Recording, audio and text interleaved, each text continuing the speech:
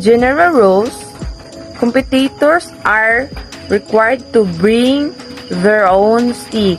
There is no age limit for harness stick fighting competitors.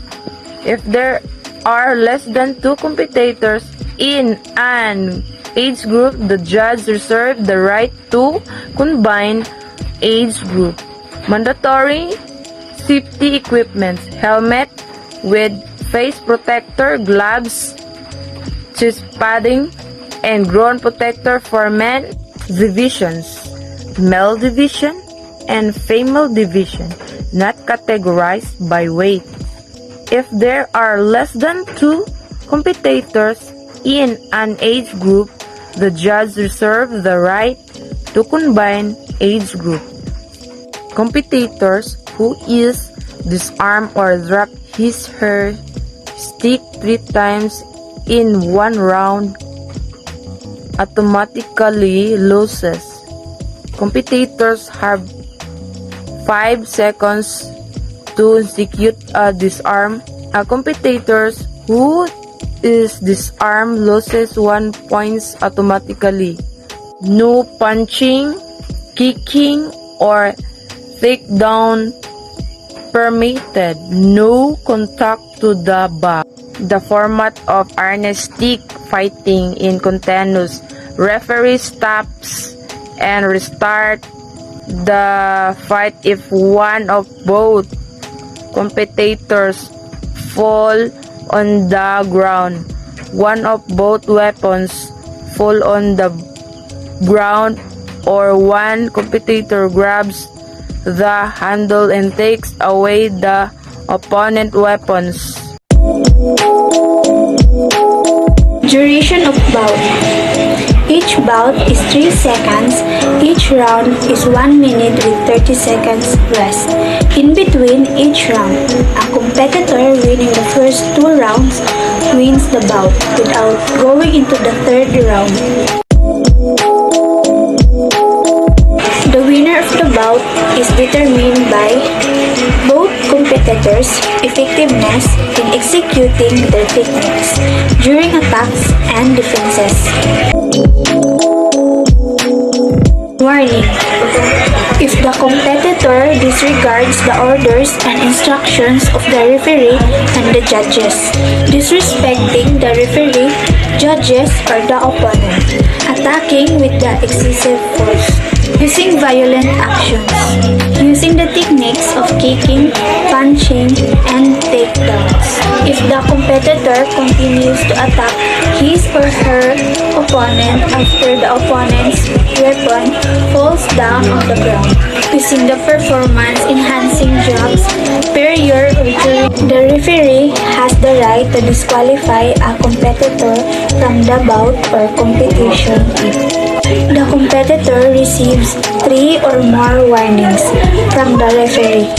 The competitor engages in unsportsmanlike conduct. The competitor injures his or her opponent using prohibited techniques or attack to the no-contact area, depending on the seriousness of the injury. The referee has the right to stop the contest. There is a big gap in the skill level between the 2 competitors. The competitor with the skill advantage wins the bout. The competitor is injured as a result of a legal maneuver depending on the seriousness of the injury. The opponent wins the bout. Courtesy rule: salute to the judges first and then competitors. Salute to each other before the bout begins. After the bout finishes, salute to the judges again and then competitors. Salute to each other. Rules of tournament. Teams are not allowed to end game or restart with different teams, and the restart game will be the option used to play the next game. Players may choose their preferred controls: manual, semi, or assisted. Players are obligated to use tactical defending mode. Controllers are provided by the organizer. However, players can use their own controllers. If a controller is defective, the player can pause the game and notify the tournament referee. Once the player agrees that the problem has been rectified, they are not allowed to pause the game a second time. Tournament referee will determine the final decision in regards to the controller status. If a player chooses to play with a defective controller, all end results are valid and final disputes will not be entertained. No memory cards or saved games are permitted throughout the tournament. Open teams will be allowed for the tournament, including legendary teams. Both teams must select the same team. Teams are allowed to select any preset formations. Custom formations and editing players' position within a formation is not allowed. Tactic selection is allowed before the match starts. Once the match has started, teams can only pause the game, change strategy, tactics, and or formations when a player in their team is sent off. In case of a desired substitution, no exception. 3 poses allowed per match for every team. Poses must occur only when the ball is not played. Other tournament rules. The third teams need to be present at the tournament area at all times.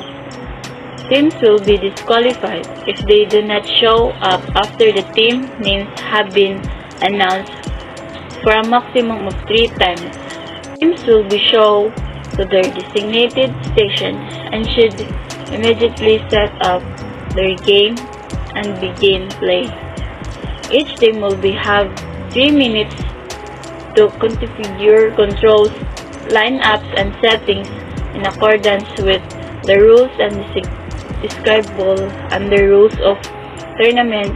Costume package might not be used or anything else that is not available in the in-game pause menu. Tournament referees will be on set to monitor all gameplay. They will signal players to begin play and will record score for each game. They can be identified by a special ID tag. Teams shall be responsible for keeping track of the respective game station so that in the event that a game is interrupted, the station can be restored.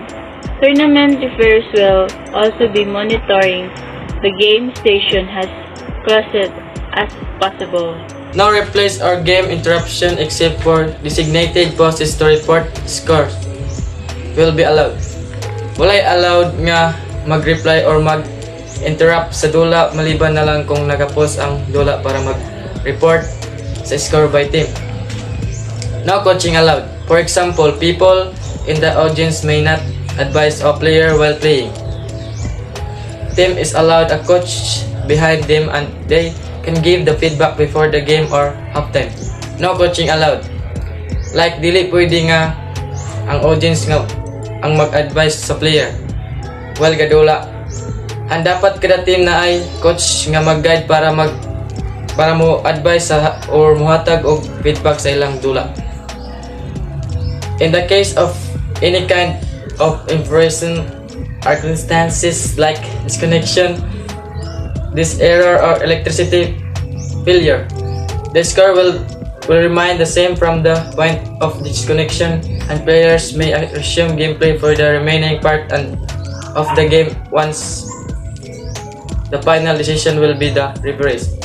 In the case nga naay mahitabo nga wala gi-expect like pagkawala sa kuryente or na error, still nga pareho lang gyapon ang scores from the time nga wala pa nag-disconnect and ang players nagpadayon or nagdula para sa nabilin nga oras and ang referee lang ang makadesisyon.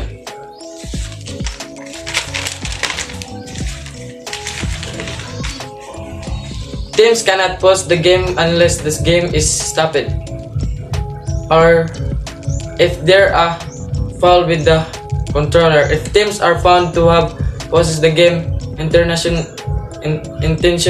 they may be given a warning or disqualified at the tournament referee discretion. Second warning will result in automatic disqualification. Teams will have a 30-second grace period after the pause. Dili allowed ang teams nga mag-pause sa game unless ang dula na human.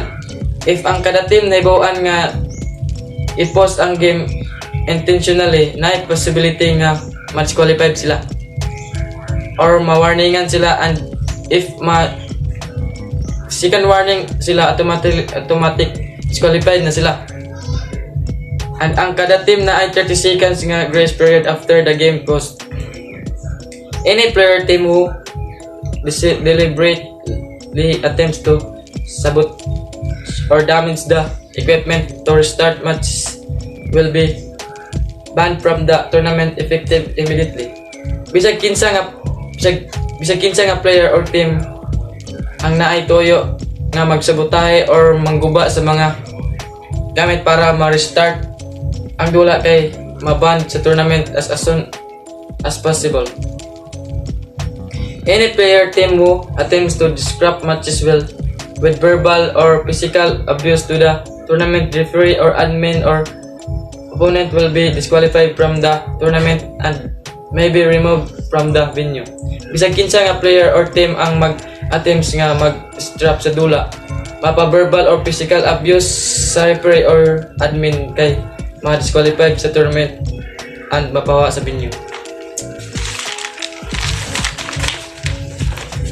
Any player's team refusal to play a match or presenting any disruptive behavior with intent to delay the tournament will result in forfeit or the matches regardless of their tournament standings.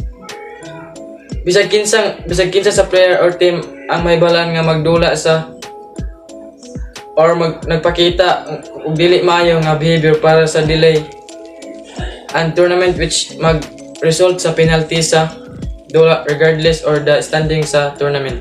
All players must conduct themselves in a reasonable manner, maintaining a friendly, polite demeanor to spectators, member of the press, tournament officials, and to other players. Players will refrain from using any vulgar or offensive language. So, dapat tanan players kinahanglan fair sa pagdula.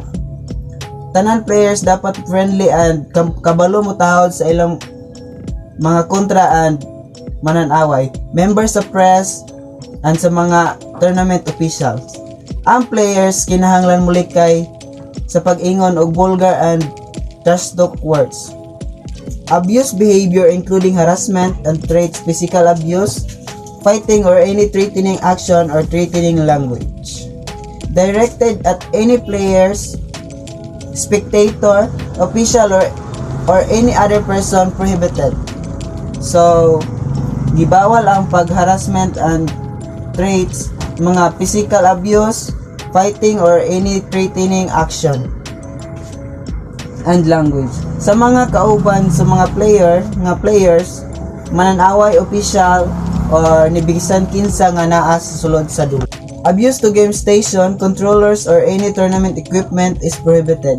So, gibawal ang pag-abuso sa game station, controllers or any nga gamit sulod sa gidulaan nga place. Gambling including betting on the outcome of game is prohibited. So, bawal ang pagsugal o pagpusta sa sulod sa dula kay gibawal. The tournament rules are subject to change upon the short notice. So, ang mga rules sa tournament pwede pa ma-change o magdepende rani sa mga officials. By participating players or teams are agreeing to the rules of the tournament. So, ang mga players or teams agree na sa mga rules and regulations sa tournament. In case of any dispute, the tournament referee or organizer decision is final. No further disputes will be entertained. So, Kung posibleng na ay maglali sa mahitabo tungod sa dula, dili na kani mausab. Kay desisyon na ras gyud sa mga referee, walay reklamo nga ma-entertain human sa final result and decision sa referee. The organizer will not be responsible for any damage, loss or injury caused from participation in this tournament. So, ang mga organizer dili na responsibilidad nila sa mga kadaot o kapildian o injury hinungdan sa pag-participate sa maong tournament. And above all players must practice sportsmanship in every game. Camaraderie in playing is an important aspect as player must consist. It's an attitude to put through in order to practice peace and maintain your friendship against your opponent.